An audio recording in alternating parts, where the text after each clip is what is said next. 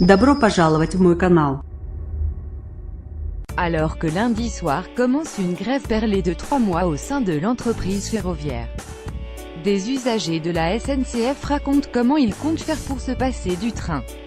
Le Monde, 2018 à 20h44, par Jérémy Lamotte. Lire, grève à la SNCF, le calendrier des perturbations. L'appel des syndicats s'annonce particulièrement suivi, le taux de grévistes sera de 48% pour l'ensemble du personnel et de 77% chez les seuls conducteurs. Mardi, au premier jour de la mobilisation, a annoncé la direction de la SNCF dimanche soir.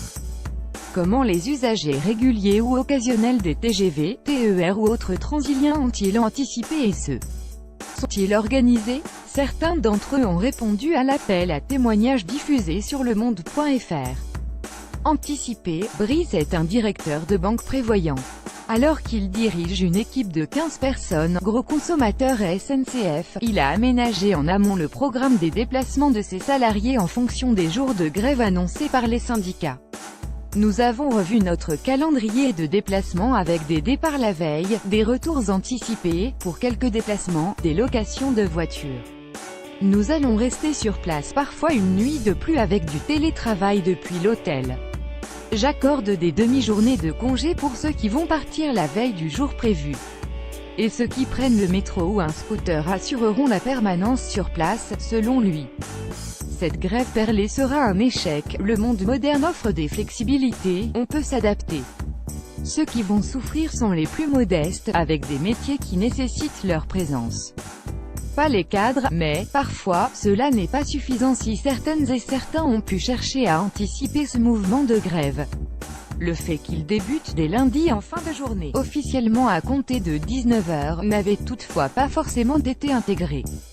Ce week-end, nous sommes allés voir notre file dans le sud-ouest. Depuis des mois, on se fait une joie d'y aller, on a pris nos billets très en amont afin de ne pas les payer trop cher, mais, jeudi, nous avons reçu un message, notre train de lundi en fin de journée est annulé. Pour moi, la grève ne démarrait que le soir, témoigne ainsi Nathalie.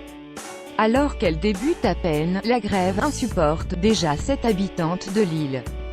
Elle explique avoir discuté avec un cheminot, après avoir appris l'annulation de son train, mais le dialogue a visiblement tourné court. Je parle prise d'otage, il parle service public. Je parle avantage, il me répond avoir un travail pénible, car il travaille le week-end pour un salaire ridicule.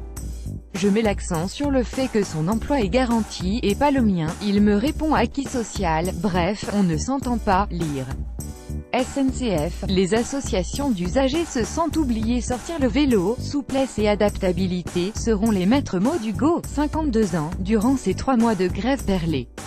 Habitant à Hermont, Val d'Oise, et travaillant dans le 10e arrondissement de Paris, il compte alterner entre train et vélo. Cela me permet de faire un peu de sport sur mon temps de travail. Le seul inconvénient reste la qualité peu attractive de l'environnement. Et si la pluie se mêle de la partie, c'est la cata, mais le printemps et les beaux jours pointent leur nez, alors les 3 mois de grève possibles sont une opportunité de modifier ses usages. Lire en édition abonnée, les métamorphoses du cheminot, ou prévoir l'hébergement d'urgence chez des connaissances pour Viviane aussi, mère de 2 enfants en bas âge, habitant en région parisienne, les journées qui viennent Fleur, la galère.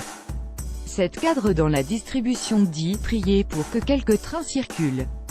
Mon employeur refuse d'entendre parler de télétravail, et seuls les salariés ayant des enfants et pas les moyens de se loger en ville sont concernés regrette-t-elle. Selon elle, le fait de n'avoir les prévisions de circulation des trains que la veille à 17h est un vrai problème. Pour s'organiser, trop tard pour prévoir un sac et supplier des connaissances de m'héberger si aucun train ne circule.